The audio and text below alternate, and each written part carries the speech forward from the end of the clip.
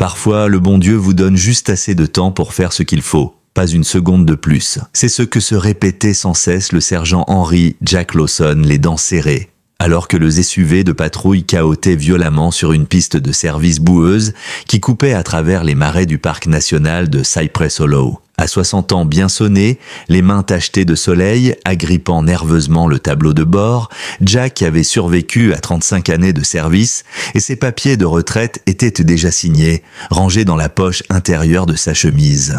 Mais l'appel radio qui avait retenti 10 minutes plus tôt avait glacé son sang. Officier canin blessé, attaque possible de serpent. Secteur J14, boucle de Swamp Route. Pas n'importe quel chien. C'était Luna, sa Luna. La chienne berger allemand qu'il avait accompagnée pendant 9 longues années, celle qui avait pris une balle pour lui pendant un braquage en 2017, celle qui allait visiter sa femme à l'hospice chaque jour jusqu'à ce que le cancer la lui arrache. La même qui devait prendre sa retraite à ses côtés dans 2 semaines, jour pour jour. « Plus vite, Andrews !» grogna Jack à la jeune agente au volant. « Ce serpent ne va pas attendre qu'on arrive pour finir le boulot. » L'agente Michaela Andrews appuya sur l'accélérateur, projetant des gerbes de boue derrière eux tandis qu'ils dérapaient dans un virage serré. La chaleur d'été pesait lourd sur les vitres, et même avec la climatisation au maximum, l'air était épais comme du coton humide. Jack jeta un œil à sa montre, il restait encore 4 minutes de route. Un grésillement dans la radio brisa le silence. « Sergent, confirmation visuelle, c'est bien Luna. Le serpent mesure environ 5 mètres, peut-être plus. Elle est en mauvais état. » Jack arracha presque le micro. « Est-ce qu'elle respire ? Répondez-moi. Ne me dites pas qu'elle est déjà... » « Elle respire encore, monsieur. » Mais le serpent l'enserre autour du ventre. À chaque expiration, il resserre son emprise. Le docteur Carter estime qu'on a à peine 3 minutes avant que ses côtes soient complètement écrasées. Laissez un like si cette histoire vous touche et dites-nous en commentaire ce que vous en pensez. Ainsi que la ville d'où vous nous regardez. Maintenant, reprenons l'histoire. 3 minutes.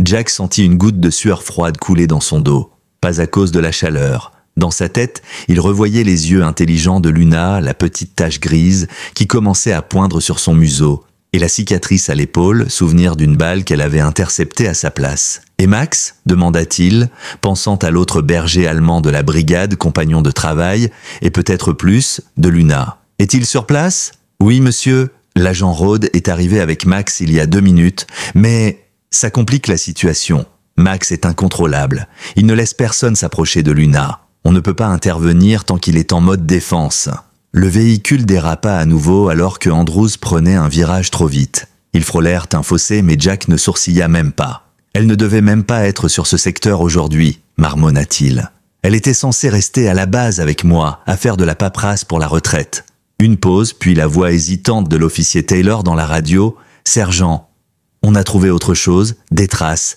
des empreintes humaines. C'est pas un accident, quelqu'un l'a menée ici. Délibérément. » Les mots flottèrent dans l'air comme une brume toxique. Quelqu'un avait mis Luna en danger, intentionnellement. Le sang de Jack se mit à bouillir, comme ce soir où il avait retrouvé sa femme inanimée dans la salle de bain, vaincue par la maladie. Ils franchirent une butte et le spectacle les foudroya. Une dizaine de véhicules de police encerclaient une clairière. Les gyrophares jetaient des éclats bleus et rouges sur les cyprès et les herbes hautes. « Stop ici !»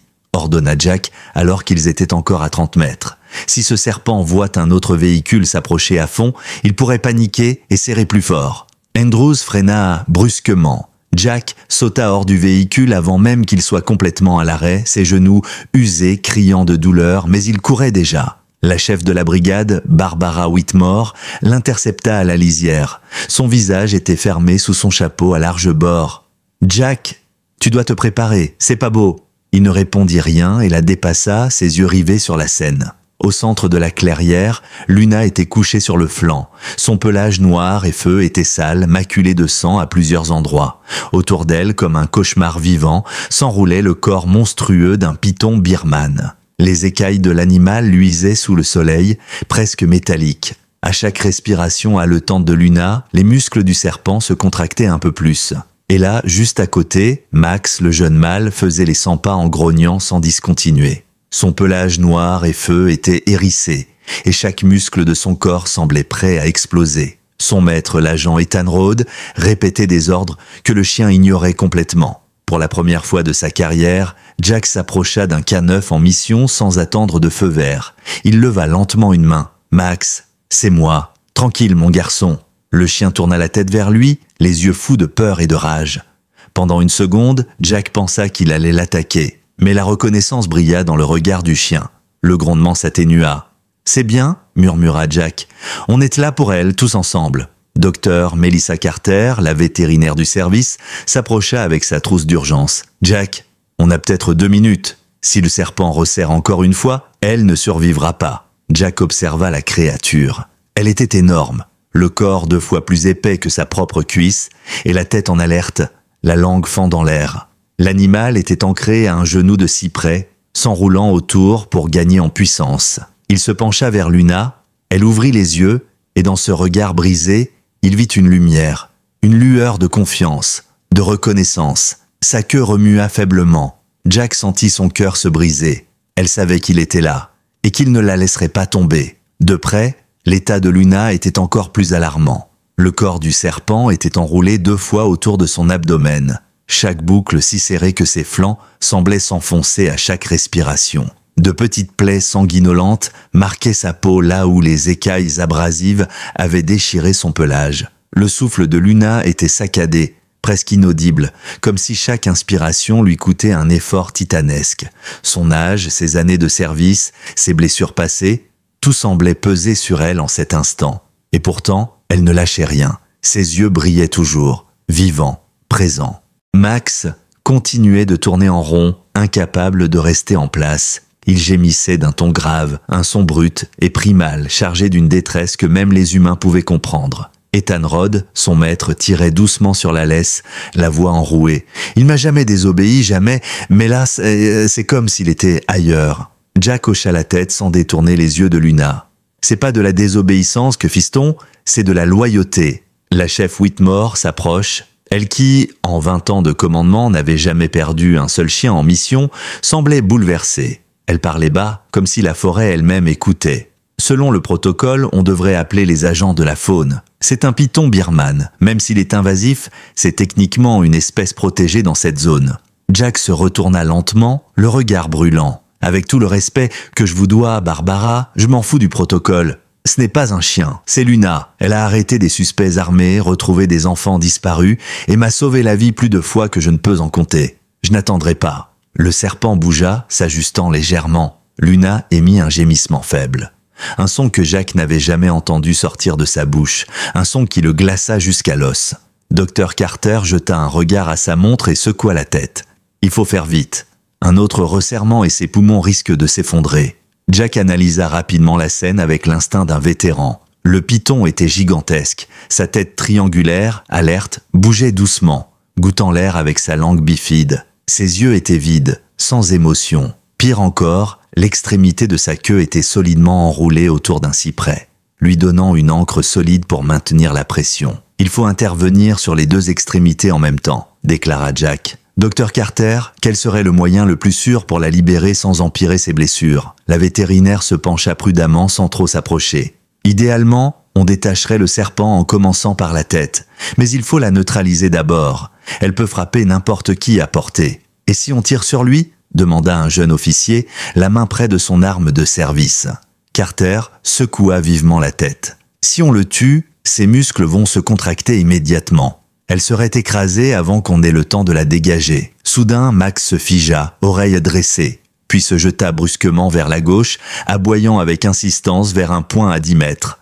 Rhodes relâcha un peu la laisse, laissant le chien le guider. Là, dans les herbes, le sol était écrasé, formant une piste étrange. Jack s'approcha, ses yeux aguerris repérant immédiatement ce que Max avait flairé. Des empreintes humaines, profondes, récentes, et une sorte de traînée, comme si quelque chose de lourd avait été traîné jusqu'à cet endroit. « Quelqu'un a amené ce serpent ici volontairement », déclara Jack à voix basse. La chef Whitmore, le regard sombre, hocha la tête. « Tu penses à ce que je pense ?» Jack serra la mâchoire. Quelqu'un a ciblé Luna, délibérément. Luna bougea brusquement. Un spasme secoua son corps. Le serpent resserrait à nouveau. Le temps était compté. « Les suppositions attendront », trancha Jack en revenant en courant auprès de la vétérinaire. « On a besoin d'un plan, maintenant. » Dr Carter sortit plusieurs objets de sa trousse. une seringue remplie d'un liquide clair, des gants renforcés et un gel visqueux. J'ai un sédatif léger, pas assez pour l'endormir totalement, mais assez pour relâcher sa prise. Mais il faudra que quelqu'un tienne sa tête pendant que je l'injecte. Jack attrapa déjà une paire de gants. Ce sera moi. Hors de question, répliqua Whitmore. Tu pars à la retraite dans 2 semaines. Laisse un plus jeune s'en charger. Et lequel d'entre eux a déjà approché un serpent comme ça? Lança Jack en balayant l'équipe du regard. Personne ne répondit. Il poursuivit. J'ai grandi ici. J'ai appris à éviter les gators avant même de savoir marcher. Ce serpent, c'est pareil. C'était légèrement exagéré. Son expérience avec les alligators se limitait à les avoir observés de loin. Mais personne n'avait besoin de le savoir à ce moment précis. Un juron jaillit de Rhodes. Le serpent resserrait encore. Luna luttait pour respirer, ses yeux grands ouverts, haletant comme si l'air manquait déjà. « On n'a plus le temps !» s'écria Dr Carter. Max, lui, hurla. Un hurlement pur et désespéré qui déchira le silence comme une lame. Un son qui fit frissonner tous les officiers. Jack n'attendit pas. Il lança les ordres. « Andrews, Rhodes, avec moi sur la tête. Whitmore, prenez 2 agents et occupez-vous de la queue du serpent, là où il est accroché. Carter, préparez le sédatif. Les autres, formez un périmètre. Si cette chose s'échappe, je veux pas qu'elle disparaisse dans la végétation. » Alors que chacun prenait position, Jack remarqua quelque chose d'étrange sur le collier de Luna. Une petite déchirure et des marques qu'il ne reconnaissait pas. Il n'eut pas le temps d'y penser, pas encore. « À mon signal, dit-il, en filant les gants renforcés. » Son cœur battait comme un tambour, mais ses mains, elles, étaient calmes. Il regarda Luna une dernière fois. « Tiens bon, ma vieille, on va te sortir de là. » Puis à voix haute, ferme et claire, 3, 2, 1 maintenant. Le soleil de midi frappait de plein fouet, rendant la scène presque irréelle. Jack s'approcha de la tête du python avec une lenteur mesurée, chaque pas calculé, l'air vibrait de tension. Le serpent le fixait de ses yeux ternes, son énorme tête triangulaire se balançant à quelques centimètres du sol, langue sifflante goûtant la sueur, le sang et l'urgence dans l'air. C'était un affrontement silencieux entre 2 prédateurs, l'un vieux, fatigué mais résolu, l'autre ancien comme la terre, fait de muscles et d'instincts purs. Et au milieu, une chienne au bord de l'asphyxie. Andrews, à la droite de Jack, attendait, les gants bien ajustés, une main tendue vers la mâchoire. Rhodes, de l'autre côté, prêt à soutenir la nuque. « Prête, docteur ?» murmura Jack sans détourner les yeux du reptile. « Le sédatif est chargé. À votre signal. » Whitmore, elle, était déjà agenouillée vers l'extrémité arrière du python, coordonnant avec 2 agents pour commencer à délier les anneaux noués autour du cyprès. Jack compta silencieusement. 1, 2. Et au moment exact où il allait lancer l'action, un cri éclata à la lisière du cercle. Un homme mince, le visage rougi par l'effort, bouscula 2 officiers pour pénétrer la zone sécurisée. Il portait un uniforme vert pâle frappé du logo du département de conservation de la faune de Floride. « Arrêtez, ce que vous faites est illégal !» hurla-t-il, agitant un document comme un talisman. « Ce python est protégé. Vous devez le capturer vivant pour les besoins de notre programme de suivi. » Le cri brisa le fragile équilibre de la scène. Le python sentit le changement d'énergie, la menace, le désordre. Il replia sa tête en arrière, prêt à frapper. Jack n'eut que le temps de se jeter en travers du chemin, son bras ganté interceptant le coup. L'impact fut brutal, le serpent mordant dans le vide, son élan dévié juste assez. Il chuta en arrière, mais Rhodes sauta, refermant ses mains sur la base du crâne. « Je le tiens !» hurla-t-il, luttant pour contenir la force brutale de l'animal. Jack se redressa rapidement, attrapant l'autre côté du cou, et avec Andrews, ils parvinrent à stabiliser la tête du serpent. « Vas-y, Carter, maintenant !» La vétérinaire s'élança et planta la seringue dans le cou du reptile, juste derrière la tête, injectant le sédatif d'un geste ferme. Le python se tortilla, se tordit, mais au bout de quelques secondes, son corps perdit en intensité. La pression musculaire céda lentement. « Whitmore, dégagez l'arrière maintenant !» cria Jack. Les agents à l'autre bout commencèrent à dérouler prudemment les spires. Luna inspira légèrement plus fort, son flanc s'éleva davantage. Elle n'était pas encore sauvée, mais un souffle de vie reprenait. Le type du service de la faune s'approcha, l'air agacé mais moins agressif. Jack, maintenant à genoux, tenant toujours la tête du serpent, le fusilla du regard. « Vous avez failli faire tuer mon équipe. Vous réalisez ce que vous venez de faire ? Je suis l'agent environnemental Kenneth Rollins. Ce python fait partie d'un programme de suivi scientifique. Nous l'avons relâché il y a un mois dans une zone de contrôle à 5 km d'ici. Il ne devrait pas être ici. » Jack leva les yeux vers Whitmore. Elle s'était figée. « Vous êtes sûr de son identification ?» Rollins acquiesça. « Marquage SRP 429. Femelle, presque 65 kilos. L'un des plus gros spécimens de notre programme. Elle a une puce sous la peau et une étiquette derrière la nuque. » Jack comprit alors. Quelqu'un avait volé ce python dans sa zone, l'avait déplacé puis placé ici, volontairement, exactement là où Luna serait envoyée. Il n'y avait plus aucun doute. Pendant ce temps, les agents continuaient de desserrer les derniers tours du corps. Luna pouvait à présent respirer librement. Elle bougeait à peine, mais ses yeux restaient ouverts. Jack posa une main sur son flanc. « Tiens bon, ma fille. T'es presque tiré d'affaire. » Mais quelque chose le tracassait. Maximum. Le chien, jusqu'ici en alerte totale, avait changé de comportement. Il s'était redressé, la tête tournée vers la forêt, les oreilles dressées. Quelque chose attirait son attention. « Rod, ton chien est en alerte, là-bas !» Le jeune agent acquiesça aussitôt. Il a détecté quelque chose. Il desserra la laisse et laissa Max le guider. Le berger allemand fila droit vers un bosquet dense de palmiers nains. Rhodes le suivit, main sur son arme. Jack, quant à lui, observait Luna. Maintenant que le serpent était affaibli, il tenta de vérifier son état. Et c'est là qu'il vit ce qu'il avait remarqué plus tôt. Une légère déchirure sur le collier. Il s'approcha, écarta un peu les poils, et son cœur se serra. Caché dans la doublure, un petit dispositif électronique, rectangulaire, pas standard, certainement pas fourni par le service. « Whitmore !» appela-t-il en baissant la voix. « Regarde ça !» La chef s'approche, elle comprit aussitôt. Quelqu'un la traquait, ce n'était pas un hasard, elle a déjà été ciblée. Le poids de cette révélation s'abattit sur le groupe comme une enclume. L'attaque n'était pas un acte isolé, ni une malchance. C'était une opération soigneusement orchestrée. Quelqu'un voulait Luna morte. À ce moment-là, 3 coups de feu retentirent depuis le bosquet. Max aboya furieusement, suivi de la voix de Rhodes. « Police! Ne bougez plus !» Whitmore dégaina son arme immédiatement. 2 agents avec moi. Les autres continuaient la procédure de sécurisation du serpent et stabilisaient Luna. Jack, lui, ne bougea pas. Il resta aux côtés de sa partenaire, les mains toujours sur la tête du reptile assoupi. Il jeta un regard à Carter. « Et ses blessures ? Le souffle est plus stable. Je détecte au moins 2 côtes fracturées. Il faut l'amener au centre vétérinaire d'urgence immédiatement.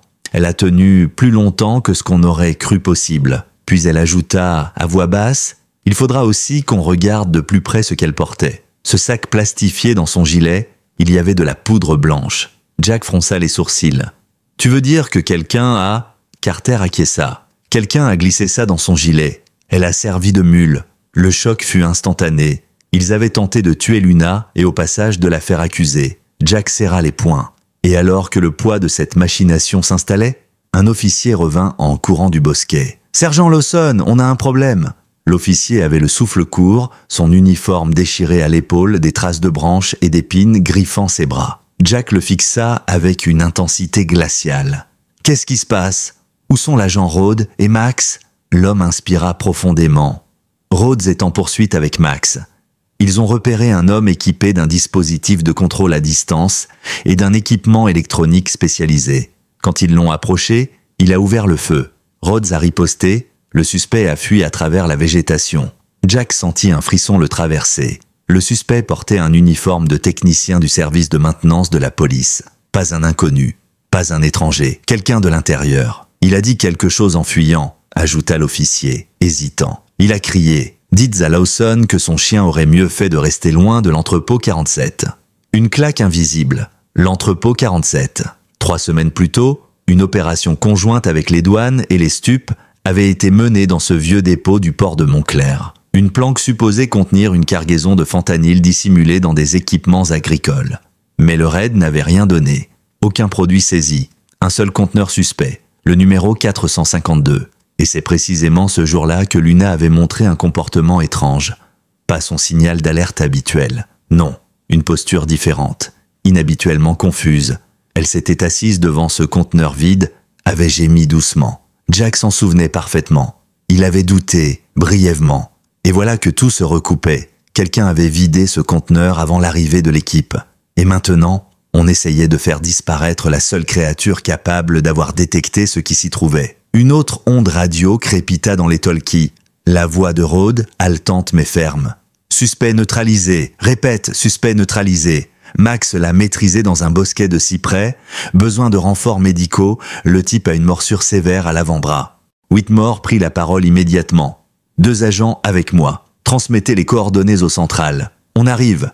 Elle désigna 2 autres officiers. Vous, sécurisez le périmètre ici. On doit finir de libérer Luna. Jack hocha la tête.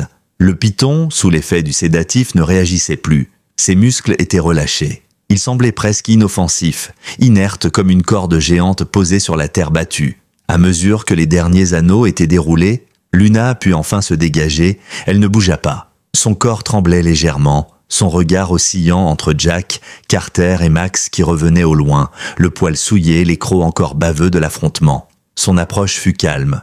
Il s'assit à 2 mètres, observant Luna avec une intensité bouleversante. Carter s'agenouilla immédiatement. Elle vérifia la respiration, palpa les côtes, inspecta les plaies. 3 côtes fracturées, hématome profond, déshydratation sévère.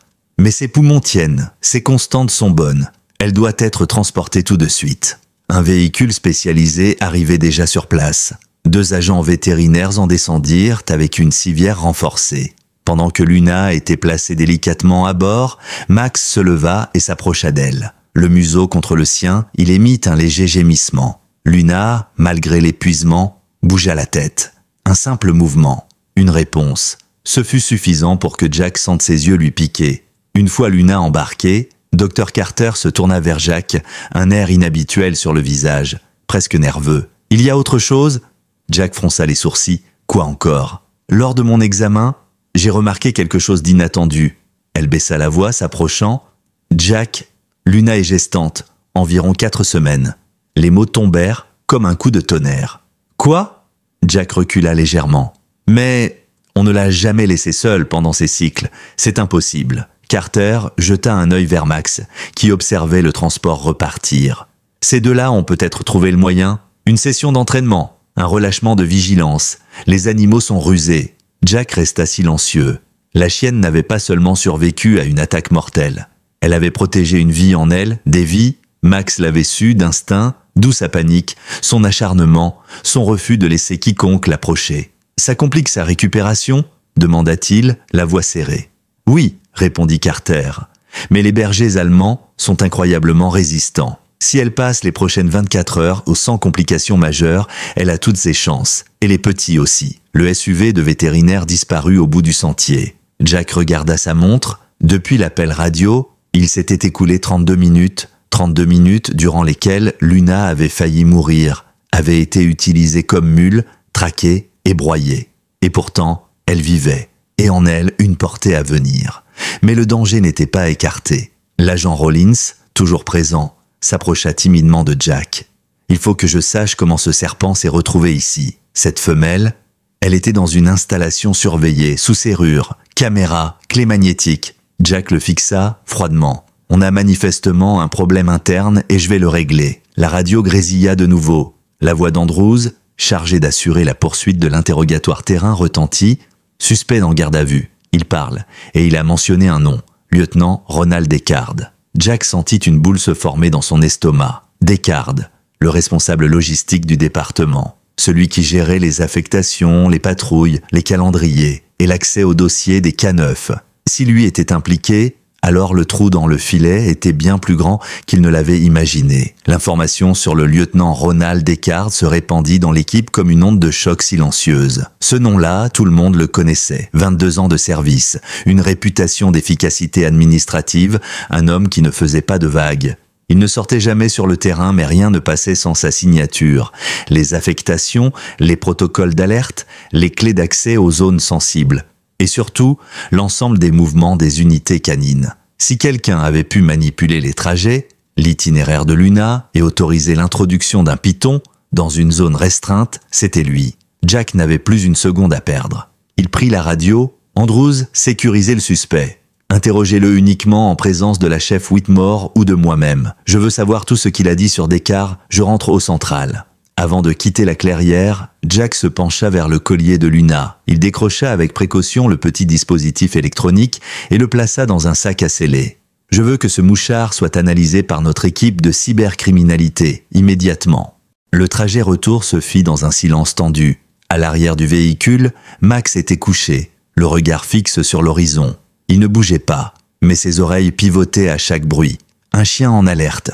Un chien qui savait que sa partenaire de vie et de service se battait pour survivre ailleurs. Lorsqu'ils arrivèrent au commissariat principal de Pinwater County, la chef Whitmore les attendait déjà. Son regard croisa celui de Jack et il comprit aussitôt. La situation venait de prendre un nouveau tournant. Dans la salle d'interrogatoire, 3, le suspect neutralisé plus tôt, un certain Roger Pellman, était déjà menotté, assis, visage tuméfié, mais alerte.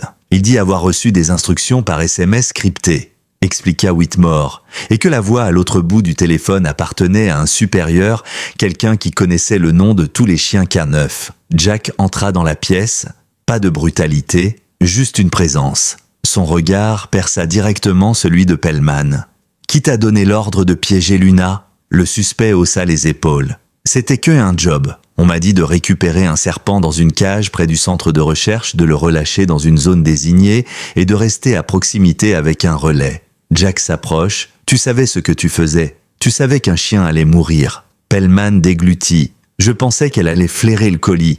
Pas que le serpent allait... » Il se tut. Trop tard. Il avait parlé du colis, et donc du paquet de drogue, celui retrouvé dans le gilet de Luna. « Et Descartes ?» demanda Whitmore. Pellman hésita. Puis dans un souffle, « C'est lui qui a modifié les itinéraires. C'est lui qui m'a dit que le chien viendrait. Il a dit que ce serait mieux pour tout le monde si elle disparaissait. » Jack sentit la nausée monter. Une chose était sûre, Descartes n'était pas un simple complice. Il était au cœur de cette conspiration. Alors qu'il sortait de la pièce, un message s'afficha sur le téléphone de Whitmore. Elle lut rapidement, pâlit, puis montra l'écran à Jack. « Descartes est introuvable. Il a quitté son domicile ce matin. Sa voiture vient d'être retrouvée, vide, à côté des anciens docks du port de Montclair. C'était l'endroit même où s'était déroulé le raid avorté de l'entrepôt 47.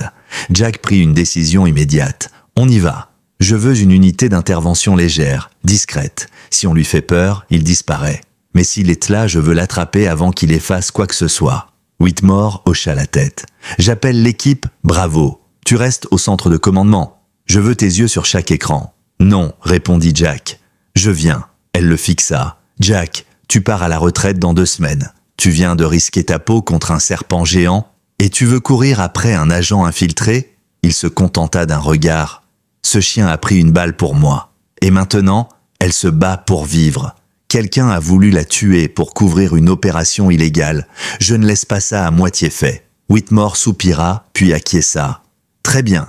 Mais tu restes en arrière et tu ne tires que si on te le dit. » 1 heure plus tard, à la tombée du jour, il se retrouvait à proximité des anciens docks. Jack portait un gilet pare-balles, Max trottait à ses côtés, muselé, mais en état de travail. Rhodes tenait la laisse, mais Max jetait sans cesse des regards vers Jack, comme pour demander confirmation. L'équipe s'avança lentement vers un entrepôt à moitié rouillé, numéro 22. Le bâtiment semblait abandonné, mais la porte latérale portait encore les marques d'un cadenas récemment forcé. À l'intérieur, tout était plongé dans une obscurité épaisse. Les lampes torches découpèrent les ténèbres, révélant des piles de palettes vides, quelques boîtes éventrées et une chaise avec des attaches. « Mon Dieu !» murmura Whitmore. C'était une cellule d'interrogatoire. Un des officiers retrouva un téléphone portable jeté dans une poubelle à moitié brûlée. Un technicien l'inspecta rapidement. C'est un modèle avec signal brouillé, mais les dernières données sont encore présentes. Dernier message envoyé, échec mission, sujet K9, non neutralisé, priorité à extraction. Jack croisa les bras. Il essaye de fuir.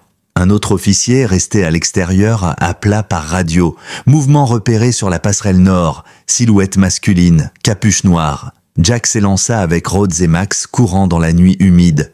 Max accéléra, son flair guidé par l'instinct. À peine 2 minutes plus tard, il repérait une silhouette en train d'essayer de franchir une clôture. « Police, à terre !» cria Rhodes. L'homme se retourna. Descartes, son visage blême sous la lueur d'un lampadaire, mais il tenait quelque chose à la main. Un petit boîtier noir.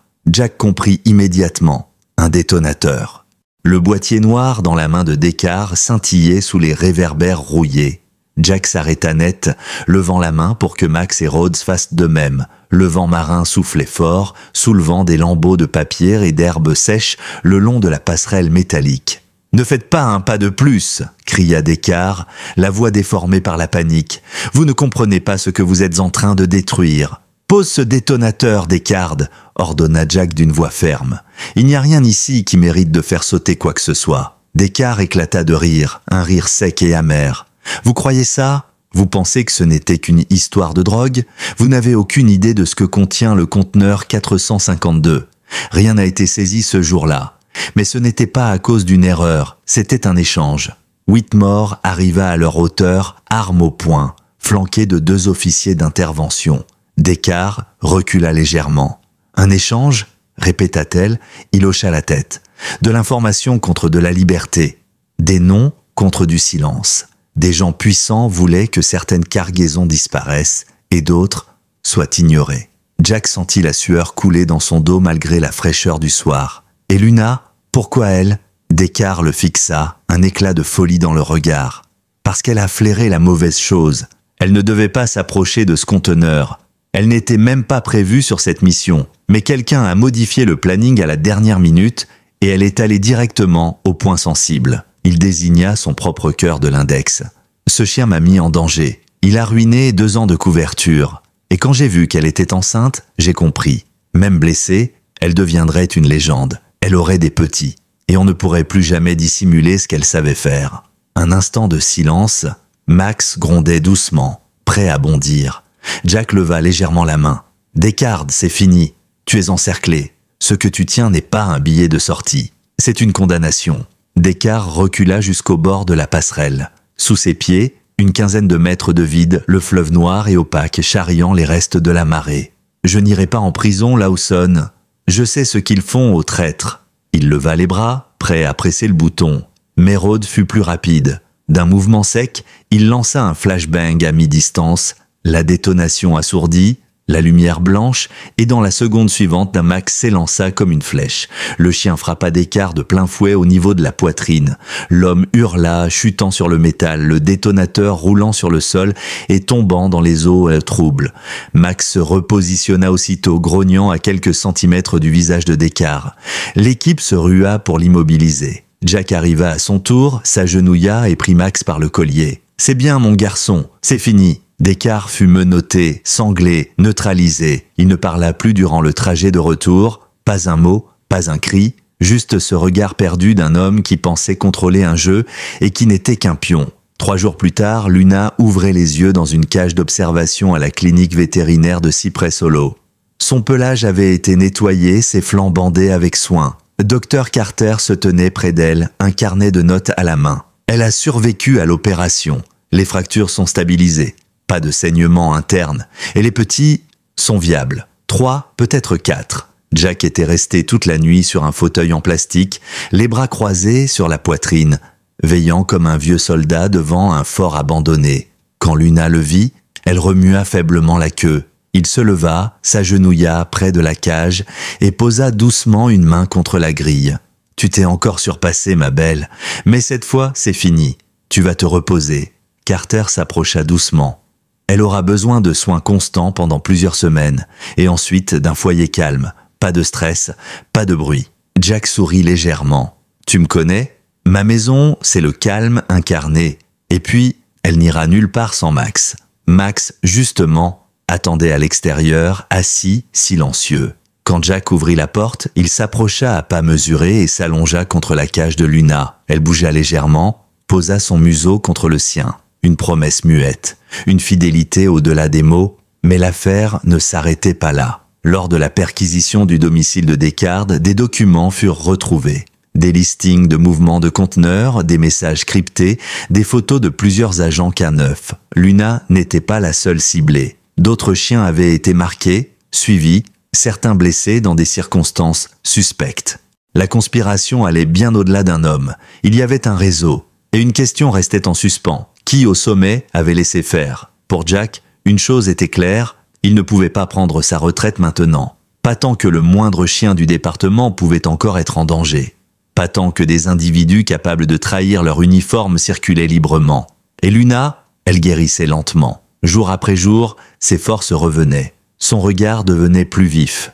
Et un matin, alors que Jack ouvrait les volets, il la trouva debout, les pattes encore tremblantes, mais fière, digne. À ses côtés, Max la soutenait du museau. Ensemble, ils regardaient l'aube se lever sur Pinewater. Une aube nouvelle. Une aube où la vérité allait devoir éclater. Le retour à la maison ne fut pas immédiat. Luna dut rester encore 6 jours en observation, sous perfusion et sous surveillance étroite. Chaque jour, Jack passait la voir avec Max. Il lui parlait, lui racontait les nouvelles du commissariat, les progrès de l'enquête, les idioties de l'officier Campbell qui avait encore coincé sa voiture entre 2 plots de sécurité. Luna écoutait sans dire un mot bien sûr, mais Jack jurait qu'elle comprenait chaque phrase. Dr Carter l'avait prévenu, il fallait s'attendre à des changements. Luna était en convalescence physique mais aussi émotionnelle. Les chiens de travail qui subissent des traumatismes perdent parfois leur appétit, leur vivacité ou même leur instinct protecteur. Jack avait hoché la tête sans répondre. Il connaissait Luna, elle ne lâchait rien. Et puis, il y avait les petits. À la fin de la première semaine, une échographie confirma la présence de 3 fœtus viables, de petits cœurs palpitants comme des tambours miniatures dans l'obscurité de son ventre. Carter lui montra l'image et Jack sentit quelque chose se fissurer en lui. Un mélange de soulagement, de joie et de rage retenue. Ces vies auraient pu être fauchées par un complot absurde. Elles étaient là grâce à la ténacité d'une chienne qui refusait de mourir. Entre-temps, au poste, l'affaire Descartes ne cessait de s'élargir. Grâce aux informations récupérées dans son téléphone et son ordinateur, Whitmore et les agents fédéraux découvrirent une série de virements bancaires provenant d'une société écran basée à Boston et des contacts réguliers avec un certain Mitchell Crane, un ancien consultant en sécurité devenu mercenaire privé. L'homme avait été soupçonné d'avoir infiltré plusieurs unités de police pour rediriger des cargaisons sensibles. Son nom apparaissait dans des conversations enregistrées entre Descartes et d'autres individus. Pire encore, une série de photographies prises à distance montrait Crane en compagnie de l'adjoint au maire de Pinewater. Jack faillit briser sa tasse de café en voyant le cliché. « Tu te rends compte, Barbara ?» dit-il à la chef Whitmore. « On pensait que c'était un type paumé, isolé. Mais c'est tout un réseau. » Whitmore acquiesça, les mâchoires serrées. « Et ils ont utilisé nos chiens, comme des outils, comme des pions. » Ce jour-là, Jack décida de ne plus attendre. Il retourna au chenil de l'unité K9, passa en revue chaque dossier, chaque affectation des 6 derniers mois, et il y trouva quelque chose.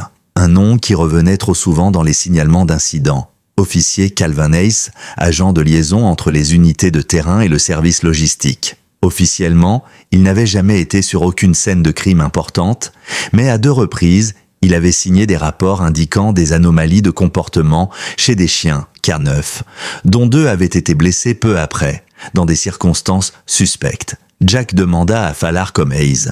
L'homme arriva, le sourire poli, le regard fuyant. « Vous vouliez me voir, monsieur Lawson ?» Jack observe son attitude, ses gestes, ses silences. « Tu as signé un rapport sur le chien K9 Brutus le mois dernier. Tu te rappelles pourquoi ?» Hayes hésita. « Il avait refusé d'entrer dans une zone de fouille. Le conducteur m'a dit qu'il avait agi bizarrement. » Jack hocha lentement la tête. « Bizarrement ou prudemment ? Parce que tu sais, Ace, j'ai vu des chiens se figer juste avant de flairer une mine antipersonnelle. Ça a sauvé des vies. Tu trouves ça bizarre, toi ?» Le silence s'installa. Ace fronça les sourcils. « Vous m'accusez de quoi exactement ?» Jack ne répondit pas. Il fit signe à Whitmore qui observait depuis la pièce d'à côté à travers la vitre sans teint. Elle entra et déposa un dossier devant Ace. À l'intérieur, un relevé GPS détaillé. Les mouvements du badge électronique de Ace pendant les 3 jours entourant l'attaque de Luna. Le problème ? Ace s'était trouvé à moins de 2 km du centre vétérinaire où le python avait été volé. À l'heure précise où les caméras de surveillance montraient une silhouette masquée forçant le sas de sécurité. Ace pâlit. Jack posa les coudes sur la table. « Il n'y aura pas d'avocat aujourd'hui, Calvin. Pas encore. Tu peux nous dire ce que tu sais maintenant. Ou alors, tu attends que le FBI vienne te chercher. Et crois-moi, eux ne seront pas aussi patients. » La sueur perla sur le front de Hayes. Il baissa la tête et parla. Ce qu'il révéla dépassait tout ce que Jack avait imaginé. Hayes n'était qu'un rouage. L'un des 5 agents infiltrés au sein des départements de police des comtés autour de Pinewater. Leur mission ? Façonner les trajectoires des K9 pour éviter certains lieux ou, au contraire, les attirer vers des zones pièges. Chaque fois qu'un chien flairait un colis suspect qui ne devait pas être saisi, l'agent de liaison le signalait comme défaillant. Au bout de 2 incidents, le chien était suspendu ou affecté à des missions à haut risque. La plupart ne revenaient jamais. Et Luna avait été ciblée car elle avait flairé quelque chose qu'elle n'aurait jamais dû sentir. Un composé chimique utilisé pour masquer la drogue synthétique dans le conteneur 452. Un composé que les chiens entraînés classiquement ignoraient, mais que Luna, elle, avait détecté. C'est pas qu'elle a raté sa cible, dit Jack en se redressant. C'est qu'elle a été trop bonne. Il sortit de la pièce, le cœur battant, et s'autorisa pour la première fois depuis longtemps un sourire. Ils avaient leur lien, ils avaient la faille. Et il ne restait plus qu'à s'enfoncer dans la tanière du loup. Le lendemain matin, Jack se rendit au centre de commandement temporaire mis en place avec l'appui du FBI et de l'unité de lutte contre le trafic structuré. Dans la grande salle de briefing, les murs étaient recouverts de photos, de schémas de flux logistiques et de portraits de personnes identifiées comme liens directs ou individus à surveiller de près. Au centre, l'image d'un homme dominait toutes les autres, Mitchell Crane. Ancien militaire, formateur pour des unités spéciales, reconverti dans la sécurité privée avec des connexions dans plusieurs ports de la côte Est. L'agent fédéral en charge, une femme à la voix grave nommée Patricia Yates, exposa la situation sans détour. Ce réseau utilise des cargaisons camouflées de fournitures médicales et d'équipements militaires pour faire transiter de la drogue synthétique, des dispositifs de surveillance interdits et, selon nos dernières informations, des matériaux biologiques classifiés. Whitmore leva un sourcil. Biologique? Yates acquiesça. Des composants de laboratoire extraits de sites à l'étranger, interdits d'exportation, mais à très forte valeur. Certains groupes privés les utilisent pour modifier des animaux, tester des neurostimulants, et ils avaient besoin d'animaux de test ultra sensibles. C'est là que les chiens, K9, sont entrés en jeu. Le silence fut total. Jack serra les poings. Vous êtes en train de dire qu'ils ont délibérément ciblé nos chiens pour mesurer l'efficacité de leur cargaison à échapper à la détection? Yates le regarda droit dans les yeux. Exactement. Ils n'ont pas seulement voulu éviter les chiens. Ils ont utilisé leur réaction pour perfectionner leur méthode. Et chaque chien qui détectait ce qu'il ne devait pas, disparaissait. La rage froide qui montait en Jack menaçait de déborder. Luna, Brutus, Shadow, tous ces noms sur les plaques suspendus au chenil. Ce n'étaient pas des erreurs. Ce n'étaient pas des incidents, c'étaient des sacrifices conscients, calculés. Yates poursuivit. Grâce au témoignage d'Ace, nous avons localisé un entrepôt secondaire où les cargaisons sont temporairement stockées avant redistribution. Un ancien hangar réaménagé à la frontière de Redfield et Oakport. Et il y a une livraison prévue dans 48 heures. Whitmore échangea un regard avec Jack. Elle savait ce qu'il allait dire avant même qu'il ouvre la bouche. Je veux y être. Max aussi. Yates réfléchit une seconde. Ce n'est pas une opération officielle. Ce sera une surveillance passive. Mais si vous croyez que Max peut flairer un indice, on vous laisse une fenêtre. 10 minutes sur site, pas plus. 2 jours plus tard, juste avant le lever du soleil, Jack et Rhodes montaient dans une camionnette banalisée, Max entre eux. Le chien portait un harnais spécial avec une mini-caméra fixée au col et un dispositif de signal olfactif. Un frisson parcourut Jack en l'attachant. Ce même équipement avait failli coûter la vie à Luna. Mais Max semblait calme, concentré, comme s'il sentait que cette mission n'était pas comme les autres.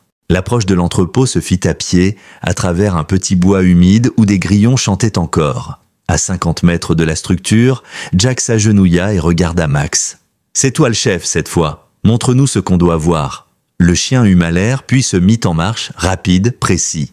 Il longea le mur est du hangar, s'arrêta à une bouche d'aération partiellement dissimulée, et grogna. Jack s'approcha, colla son oreille, des voix, des mots, en espagnol, en russe, et un anglais net. Il faut accélérer le tri. La chienne a survécu.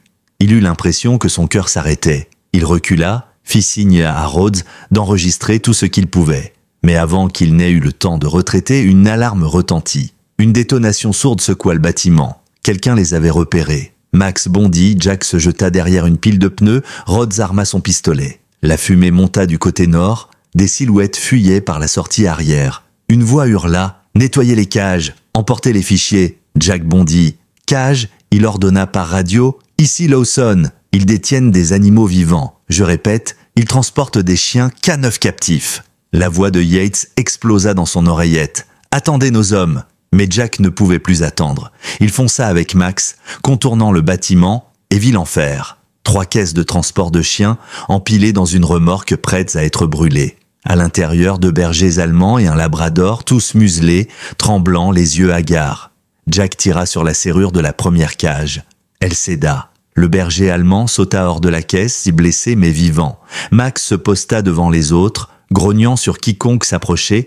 Jack hurla « On a des survivants, 3 chiens, je les sors !» Puis il la vit. Une silhouette, au loin, longue veste noire, posture droite, Mitchell Crane. Il se tenait près d'une Jeep noire, regardant la scène comme un chef d'orchestre au-dessus de sa fosse. Et il fit un geste, une simple inclinaison de tête, comme un salut. Puis il monta dans la voiture et disparut dans la brume. Jack resta figé quelques secondes, respirant difficilement. Mais il avait fait ce qu'il était venu faire. Il s'agenouilla devant l'un des chiens rescapés. L'animal se blottit contre lui, et Max posa la tête sur le dos du labrador comme pour lui dire « C'est fini ». Mais Jack savait que ce n'était pas fini, pas encore. Le retour à Pinewater se fit sous escorte. 3 chiens sauvés, une remorque incendiée à moitié et des preuves encore chaudes. Des documents partiellement brûlés, des clés USB et des flacons non identifiés. L'unité fédérale ne perdit pas une seconde. Tous les échantillons furent envoyés au laboratoire du FBI à Quantico, tandis qu'une cellule de crise était activée dans le centre de coordination du département. Cette fois, le nom de Mitchell Crane ne flottait plus seulement dans les couloirs de la rumeur. Il était officiellement l'homme le plus recherché de l'État. Jack, lui, ne pensait qu'à une chose, rentrer à la maison. Luna allait accoucher d'un jour à l'autre. Et malgré les consignes des vétérinaires, il savait qu'elle ne voudrait mettre bas nulle part ailleurs. Le stress était trop élevé à la clinique, trop de lumière, trop de bruit. Ce qu'il lui fallait, c'était le silence de la maison, le parfum du pain dans la cour, la présence de Max, son pilier. À peine franchi le seuil de sa propriété, Max fila vers la pièce arrière, là où Luna reposait sur un tapis moelleux recouvert de couvertures. Jack l'avait préparé comme un nid. Lorsqu'il entra à son tour, il sentit l'atmosphère différente. Luna était allongée, calme, mais ses yeux étaient fixés sur lui. Il comprit. C'était le moment. Il éteignit les lumières artificielles, ouvrit légèrement la fenêtre. Un vent tiède entra, faisant bouger doucement les rideaux. Max s'allongea près d'elle en silence. Jack resta en retrait, assis sur une chaise immobile. Il ne dirait rien, ne ferait rien, sauf si elle avait besoin de lui. Et elle le savait. Les heures passèrent. Peu avant 2 heures du matin, le premier gémissement brisa le silence. Luna se tendit légèrement. Jack se leva, s'approcha, mais resta à distance respectueuse. Et puis il vit une petite forme sombre, glissante, qui remuait à peine. Il s'agenouilla, tendit doucement une serviette propre et la posa juste à côté. Luna fit le reste. Elle nettoya, stimula, guida. Le premier chiot venait de naître, puis un second et un troisième. À 4 heures du matin, Luna s'était couchée sur le flanc, haletante mais paisible, ses 3 petits lovés contre son ventre. Max ne l'avait pas quitté. Il restait là, veillant comme un soldat devant un trésor. Jack, lui, ne pouvait détacher son regard du tableau. Il y avait dans cette scène quelque chose de plus fort que toutes les enquêtes, les dangers, les trahisons, la vie, simple, fragile, mais indomptable. Mais la guerre, elle, n'était pas finie. Le lendemain, une analyse approfondie des disques durs récupérés dans l'entrepôt révéla un détail inattendu. Une vidéo. Elle montrait une séance d'entraînement en extérieur sur ce qui semblait être un terrain de la côte ouest. 6 chiens, K9, tous muselés, en train d'être testés sur des substances inconnues. Des hommes, en combinaison, observaient leurs réactions.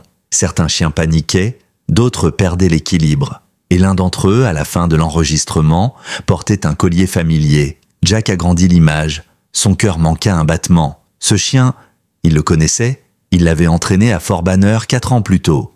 Duke, un berger belge exceptionnel, disparu en mission, classé échec d'exfiltration. Mais visiblement, Duke n'avait jamais quitté le territoire. Il avait été récupéré, utilisé, torturé. Cette révélation changeait tout. Ce réseau ne se contentait pas de manipuler les unités K9. Il les recyclait, les testait, les exploitait. Jack serra les poings. On les veut vivants, tous. Yates hocha la tête.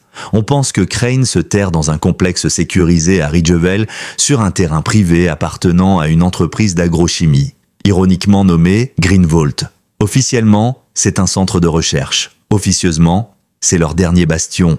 Et c'est là que Duke a été vu pour la dernière fois. Whitmore s'approcha de Jack, hésitante. « Je sais que c'est personnel, mais tu as déjà donné, Jack. On peut envoyer une équipe fédérale, tu n'as rien à prouver. » Il la regarda longuement, puis d'une voix calme. « Si je ne termine pas ce que Luna a commencé, alors pourquoi est-ce qu'elle s'est battue pour survivre ?» Il marqua une pause. « Ce n'est pas un besoin de justice, c'est une promesse. » Yates prit une décision immédiate. « Très bien, nous lancerons une mission de reconnaissance dans 48 heures. Tu seras intégré à l'équipe Alpha. Mais cette fois, on ne laissera aucun chien derrière. » La nuit précédant l'opération, Jack ne dormit presque pas. Il resta dehors, assis sur le porche, Max couché à ses pieds, tandis que dans la pièce voisine, Luna veillait sur ses petits. Il entendait leurs petits couinements, faibles mais vivants. Il ferma les yeux un instant, laissant le bruit du vent remplir ses pensées. Puis il murmura, pour lui-même, pour elle, « Je vais aller les chercher, Luna, je te le promets. » Et Max, comme s'il avait compris chaque mot, leva la tête, ses yeux brillants dans l'obscurité. Le briefing final eut lieu dans une salle sécurisée du Bureau fédéral de coordination de Ridgevale. Carte topographique, images satellites, relevés thermiques, tout pointait vers un seul et même site. Un complexe de laboratoire camouflé sous le nom de Greenvolt Industries à 15 km au sud du centre-ville. Un site entouré de champs agricoles, protégé par un périmètre de caméras, de drones et surtout par une barrière invisible, le silence. Personne n'entre, personne ne sort, sauf leur camion logistique, expliqua l'agent Yates. Aucun signal téléphonique entrant ou sortant n'est détecté. On pense qu'ils utilisent un des relais satellites privés en basse fréquence et qu'ils stockent leurs données dans un serveur interne cryogénisé. Autrement dit, rien n'est accessible à distance. Jack scruta la carte. Les entrepôts formaient un carré parfait. Au centre, un bâtiment circulaire entouré de serres et de conteneurs. Et c'est là qu'ils détiennent les chiens ? Yates acquiesça. C'est ce qu'on pense. Et ce soir, à 23 heures, une opération de maintenance doit être menée sur la ligne électrique sud. Cela nous donne une fenêtre de 12 minutes pour infiltrer 2 équipes au cœur du site. Toi, Jack, tu seras dans l'équipe Bravo, infiltration directe par le tunnel de drainage, section C4. Jack hocha la tête. Il n'avait pas enfilé un gilet tactique depuis 3 ans. Mais ses gestes étaient précis, mécaniques. Il vérifia son arme, régla son oreillette, ajusta son masque et surtout, il attacha le harnais de Max. Le chien était prêt, silencieux, concentré, sa respiration lente et profonde. Il savait qu'il allait retrouver ceux qu'il avait perdus. À 22h53, les équipes Bravo et Alpha étaient en position. Le générateur principal cliqueta, provoquant un léger tremblement dans le sol. À 22h57, les lampes de sécurité clignotèrent une fois. Et à 23h pile, l'alimentation fut coupée. 12 minutes, pas une de plus. Jack s'élança dans le tunnel de drainage, l'eau glacée lui arrivant aux genoux. Max trottait à ses côtés, ses pattes glissant parfois sur les grilles en métallique, mais toujours en avant. À 100 mètres, la paroi s'ouvrit sur un couloir de service. Rhodes fit sauter la serrure magnétique. À l'intérieur, l'air était sec, froid, saturé d'un parfum chimique, détergent, acide formique et quelque chose d'autre. Une odeur organique, des chiens, vifs, vivants. Ils atteignirent le niveau inférieur. Derrière une double porte blindée, Max s'arrêta net. Il grogna, une patte levée, Jack s'agenouilla, écouta, des respirations, des pas, et une voix. « Active le gaz. Ils doivent tous dormir avant l'arrivée du convoi. » Jack fit un signe à Rhodes, en silence. L'équipe positionna une charge non létale sur la serrure. L'explosion fut sèche, chirurgicale, la porte vola en éclats, et dans la seconde, Max bondit dans la pièce, suivi de Jack. Ce qu'ils virent les figea. 8 caisses transparentes, chacune contenant un chien muselé, attaché par les pattes. Des tuyaux injectaient un gaz blanchâtre à l'intérieur, et au centre, debout, bras croisés, un homme, crâne. Mitchell Crane tourna lentement la tête. « Lawson, je me doutais que tu viendrais. » Jack ne répondit pas. Il leva son arme. « Éteins ça, maintenant. » Crane sourit. « Tu n'as pas compris, pas vrai ? Ces chiens, je ne les torture pas. Je les sauve. Je les libère de vos guerres absurdes. Je les purifie de vos missions à sens unique. Je leur donne un but. » Max grondait. Jack s'approcha lentement, sans baisser son arme. « Ce ne sont pas tes chiens, ce sont des vies, des soldats, des compagnons, et ils mériteront mieux que ta vision tordue. » Crane saisit un boîtier. Un pas de plus, et je libère la deuxième phase. Ils ne survivront pas. Mais cette fois, Jack n'était pas seul. Derrière lui, l'agent Yates apparut, flanqué de 2 tireurs d'élite. « Mitchell Crane, Vous êtes en état d'arrestation pour expérimentation illégale sur des animaux, trafic de substances interdites, enlèvement et tentative de meurtre. Lâchez le boîtier, le silence. Puis un déclic, mais ce ne fut pas celui de l'activation, c'était Max. Il venait de sauter sur la table où reposait le dispositif. D'un coup de patte, il le fit voler à travers la pièce, le boîtier s'écrasant contre un mur. Crâne hurla, sortit une lame, mais Jack fut plus rapide. Il le désarma d'un geste sec, le plaqua au sol et le menotta lui-même. Fin de partie, Mitchell. Yates lança les ordres. Désactivation du gaz, ouverture des cages, extraction immédiate. Jack ouvrit la première caisse. Le berger belge à l'intérieur leva la tête, une oreille mutilée, une cicatrice sur la joue, mais il vivait. Duke. Jack s'agenouilla, les larmes aux yeux. « T'es là, mon vieux, tu vas rentrer. » Max approcha, toucha doucement le museau de Duke. Le vieux chien ferma les yeux, épuisé, mais vivant. Le trajet retour fut silencieux. À l'arrière du véhicule, 8 chiens rescapés. L'équipe Alpha en avait récupéré 4 de plus dans un laboratoire adjacent. Tous dans un état critique, mais tous sauvés. Lorsque Jack rentra à Pinewater à l'aube, Luna l'attendait dans le salon, couchée près de ses petits. Elle leva les yeux et Jack s'agenouilla devant elle. « C'est fini. Ils sont libres. Grâce à toi. » Max s'approcha, se coucha aux côtés de Luna, et dans cette scène, baignée par la lumière dorée du matin, Jack Lawson sut une chose. Il avait tenu sa promesse. Mais ce n'était pas encore la fin. Le lendemain de l'opération, une conférence de presse fut organisée à la mairie de Pinewater. Devant un parterre de journalistes, de caméras et de citoyens venus en masse, l'agent Yates résuma les faits avec une précision glaciale. Infiltration d'un réseau d'expérimentation illégale sur des chiens d'unité K9, implication de figures influentes du monde de la sécurité privée et démantèlement d'un site clandestin dans l'arrière-pays de Ridgevale. Aucun détail sur la mission elle-même, mais un nom prononcé avec gravité. Mitchell Crane, ancien instructeur militaire, devenu chef d'un réseau de manipulation génétique interdit. Whitmore prit ensuite la parole. Sa voix tremblait légèrement, mais elle tint bon. Nos chiens ne sont pas des armes. Ce sont des partenaires, des âmes loyales qui nous protègent souvent plus que nous ne les protégeons. Et aujourd'hui, grâce à eux, nous avons mis fin à quelque chose de monstrueux. Mais ce fut Jack qui reçut l'ovation la plus longue. Lorsqu'il monta sur scène, accompagné de Max et d'un Duke encore affaibli mais présent, la foule se leva. Pas de discours préparé, juste quelques mots. Ils n'ont pas besoin de médailles, ils ont besoin de reconnaissance. Ce que vous voyez ici, ce n'est pas un miracle. C'est le résultat d'une fidélité sans faille. Une fidélité que nous devons leur rendre. Il se tourna vers Max, puis vers la foule, et ce n'est que le début. Dans les semaines qui suivirent, le commissariat de Pinewater mit en place un programme inédit, le Havre K9, un lieu dédié aux anciens chiens de service, blessés, retraités ou en convalescence, avec des vétérinaires sur place, des soigneurs spécialisés et des possibilités d'adoption encadrée. Jack en devint naturellement le coordinateur principal. Luna, elle, ne retourna jamais au travail, mais elle n'en eut pas besoin. Chez Jack, dans le calme de la maison, elle élevait ses 3 petits. Des boules de poils turbulentes, intrépides, mais déjà si attentives. Un mâle, 2 femelles, tous en bonne santé. Et chacun avec un instinct étonnant. Un jour, alors que Jack nettoyait la cour, l'un des chiots, le plus petit, s'immobilisa brusquement devant un parterre de fleurs. Il grogna, puis recula. Intrigué, Jack s'approcha et découvrit un serpent lové dans l'herbe. Pas un python cette fois, un serpent des bois, inoffensif. Mais le réflexe du chiot l'avait surpris. Il avait flairé le danger, protégé son espace, sans peur. Jack sourit. On dirait que t'as hérité du flair de ta mère. Mitchell Crane, lui, attendait son procès dans une cellule haute sécurité du Centre fédéral de Silver Rock. Son équipe d'avocats tentait déjà de négocier une réduction de peine en échange d'informations sur d'autres réseaux dormants. Mais Jack n'en avait cure. Pour lui, Crane n'était plus qu'un nom, un souvenir. Le genre de cauchemar qu'on n'oublie pas, mais qu'on apprend à dominer. Duke, quant à lui, récupérait lentement. Ses plaies physiques guérissaient bien, mais ses nuits restaient agitées. Il se réveillait souvent en sursaut, haletant, comme s'il était encore prisonnier d'un laboratoire froid et sans bruit. Max restait souvent près de lui, couché, veillant.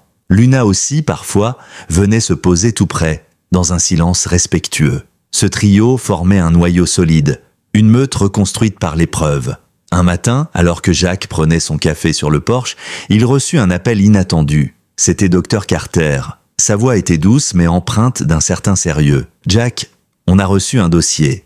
Il vient d'un centre de formation militaire dans le Colorado. Ils ont entendu parler de Luna, de sa portée, et ils aimeraient évaluer les chiots quand ils auront 6 mois. » Jack resta silencieux un instant, puis calmement, « Ils ne sont pas à vendre. » Carter rit doucement. « Je m'en doutais. Mais ils proposent un programme pilote. Formation libre, en présence du maître, sans obligation d'engagement. Une sorte de passage de relais. Ils veulent te voir s'ils peuvent apprendre à des chiens déjà éveillés, déjà aimés, à devenir les leaders d'une nouvelle génération K9. » Jack regarda les 3 chiots jouer dans l'herbe, se battre pour un bout de tissu, courir après Max. Il pensa à ce qu'ils avaient traversé, à ce qu'ils incarnaient, et il comprit. Ce n'était pas la fin. C'était une renaissance. Le soir même, il entra dans le vieux cabanon de son père au fond du jardin. Sur une étagère poussiéreuse, un vieux carnet relié de cuir. À l'intérieur, des photos, lui plus jeune, avec son premier chien, son premier partenaire, puis des photos de Max, de Luna, et maintenant une page blanche. Il prit un stylo.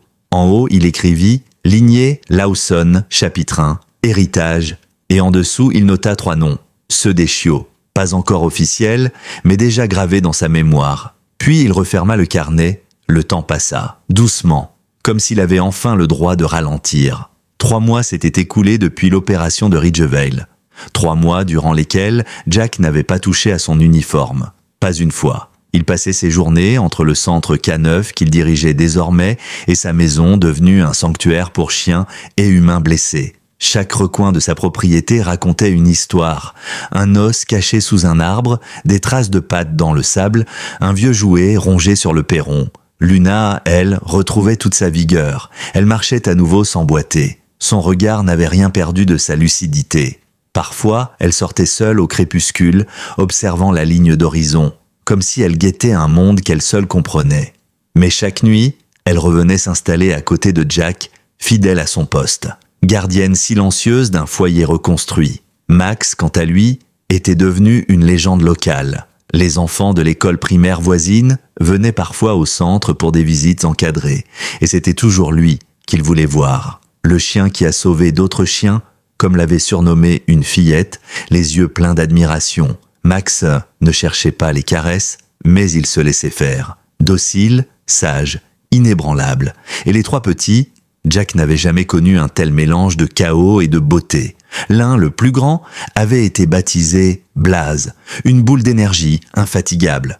Le second, une femelle au pelage presque argenté, portait le nom de Sky. Elle avait un flair exceptionnel et un calme étonnant. La dernière, petite, discrète mais rusée, avait reçu un nom que Jack avait longuement mûri, Echo, car elle lui rappelait Luna dans ses gestes les plus infimes, comme un écho du passé venu façonner l'avenir. À 6 mois, les 3 chiots furent évalués dans le cadre du programme pilote de Fort Drayton. Non pas pour les recruter, mais pour les observer, comprendre ce qu'il se passait quand des chiens étaient élevés avec dignité, amour et liberté. Le résultat dépassa toutes les attentes. Aucun ordre n'était imposé, et pourtant, ils obéissaient. Aucune sanction, et pourtant, ils comprenaient. Ils n'étaient pas dressés à la peur, mais à la confiance. Jack les accompagna chaque semaine, Max et Luna à leur côté. C'était plus qu'un entraînement, c'était une transmission. Un soir d'automne, alors que le vent faisait bruisser les feuilles et que l'odeur du bois flottait autour de la maison, Jack alluma un feu dehors. Il s'assit dans un fauteuil en bois usé, un plaid sur les genoux, et observa sa meute. Blaze dormait, roulé en boule. Sky mâchonnait une branche. Echo veillait sur un hérisson en plastique comme si c'était un artefact sacré. Max ronflait doucement sur le tapis, et Luna reposait sa tête contre la jambe de Jack. Il se demanda, pour la première fois depuis longtemps, s'il allait bien. Pas fonctionner, pas tenir, mais vraiment aller bien. Et il se surprit à sourire. Ce monde qu'il avait cru irrémédiablement brisé avait peut-être encore des coins intacts. Peut-être même des sources de lumière inattendues. Il avait vu le pire, la cruauté, la manipulation, la trahison. Mais il avait aussi vu un chien refuser de mourir. Un autre risquer sa vie pour sauver ses semblables. Et une meute naître non pas du hasard, mais du courage. Jack leva les yeux vers les étoiles. Là-haut, dans le silence immense, il murmura « Merci. Merci à Luna, à Max, à Duke, à tous ceux qui s'étaient battus, parfois sans comprendre pourquoi, mais toujours avec cette force pure, Cette loyauté qui ne demande rien en retour. Puis il se leva, tapota doucement sa jambe. Echo accourut, Blaze leva une oreille, Sky s'étira. Luna, bien sûr, suivait déjà. Et ensemble, ils rentrèrent à la maison. Dans le calme, dans la chaleur et dans l'évidence, parce que parfois, les héros n'ont ni cape, ni médaille, ni voix. Parfois, ils ont juste 4 pattes, un cœur inépuisable et un regard qui vous dit, sans un mot, « Je suis là et je ne partirai pas ».